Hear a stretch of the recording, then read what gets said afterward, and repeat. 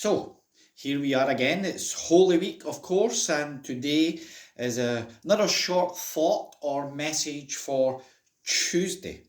The theme so far, or the theme of thought that I have been following, of course, has been from the Passion of Jesus for all people, from the love of God to bring us back toward Him, back in line with Him, and the joy, the good news of His love, His grace, and His salvation for everyone. Yesterday I said that this was a week that had changed the world in that day. We thought of how Jesus could surely have spent his time with his family and his friends in those last few days, but no, he spent each day, as we read, teaching of God's love for a confused world. That was his purpose and his mission as he was sent by the love of God. It occurs to me every year when we reflect on these things, what a week that must have been for those who had followed him. I can't imagine there are words to describe how they must have felt. And some of you may be thinking the same as my wife just now. Is there words to describe how they felt? Well, my wife says, is there words to describe the outfit you're wearing today? She said, you better not even go into the back garden dressed like that. And here I am, stood to go on the internet. I suspect I may be in a little bit of trouble with Angie, but not for the first time. But for those who travelled with Jesus through that week, what a time it must have been of confusion and fear and darkness and worry, etc. You know, if we follow through Matthew's Gospel from chapter 21 through, we find Jesus giving a lot of various and different teachings. He is working hard and passionately to reach out to the people, to draw them back to the truth of how life should have been, away from what we had made it, or what they had made it in that day and time, to suit their ways, their thinking, their understanding, and how they wanted things to be. And it was taking them farther and farther away from the truth of God. Of course, Jesus himself says, I am the way and the truth, me and me alone, because I come from heaven and from God to reach out and draw you back to his loving heart. And he speaks fiercely at times, scathing of the religious leaders and teachers. But again, we have to realise and note that it's always from a heart of love. They were supposed to be the people who were leading people to God, but how could they? They themselves had become so far away or so distant from God. How could they then draw people back to God? And Jesus was reaching out to them. They may have been trying to stop him. They may have been trying to silence him. They may have been trying to kill them, but he loved them. He knew they were simply lost and confused. And in amidst all of these different teachings that can be difficult and strange for us with this old language and old cultures and old understandings, when we do see through it and understand it, we see that Jesus is simply reaching out in love to everyone, even and in particular at that time, those who were ignoring him. Those who simply laughed and mocked at him for the claim of who he was, for the claim that he was the way and the truth, for the claim that he was salvation. And yet he is reaching out to them in love. After one of the little parables or stories that he tries to teach them, to show them the truth of the error of their ways, the confusion of their understandings, and to draw them back to God. We read this chapter 21 of Matthew in verse 45 and 46. When the chief priests and the Pharisees heard Jesus' parables, they knew he was talking about them, and they looked for a way to arrest him.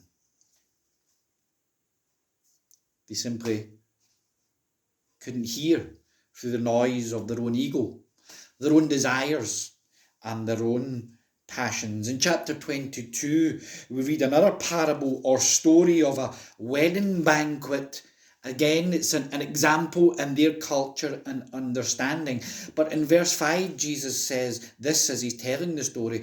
But they paid no attention and went off, one to his field, another to his business. Or in other words, they simply ignored the king who had been trying to reach out to his people. How very, very sad.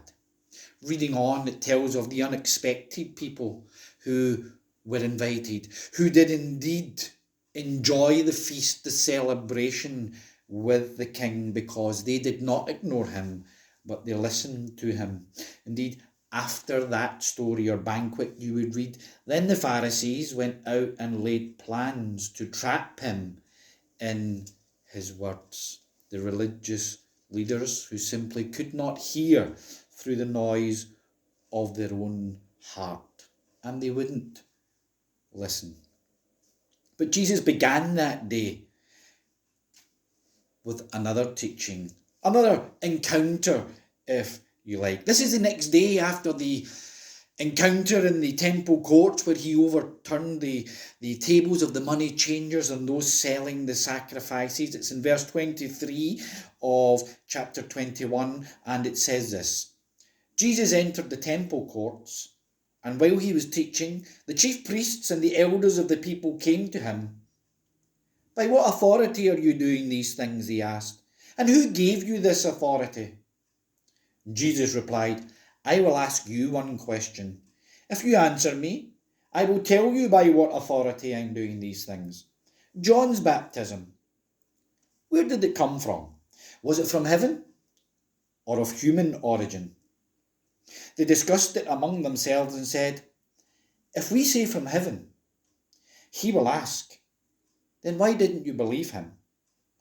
But if we say of human origin, we are afraid of the people, for they all hold that John was a prophet.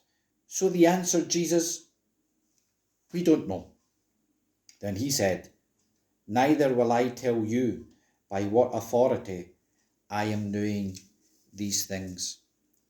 What a sad tragedy. An opportunity given to them by Jesus to reveal the truth to them and draw them back to the loving heart of God. And they were more interested in their own position, their own prestige, and not to look stupid in having got things wrong, and they missed the opportunity. What a sad and tragic moment. You know, also, on the way to the temple on that day, there is another strange, difficult story for us, even when we begin to understand it, where Jesus curses a fig tree and the fig tree withers. But there is a tremendous, a remarkable statement made at the end of it. Matthew 21 and verse 21, it says, Jesus replied, truly I tell you, if you have faith and do not doubt, not only can you do what was done to the fig tree, but also you can say to this mountain, go, throw yourself into the sea, and it will be done. If you believe, you will receive whatever you ask for in prayer. Now clearly, again, this is something that we need to understand. We cannot take a mountain and move it from here to there. That's silly to even think that we can. But what we can do is we can take a mountain and move it from here to here, simply by realizing, accepting our ways, our understanding. It may seem clever, however clever we may be, it may seem clever to us, it may seem complex, it may seem that this is the answer.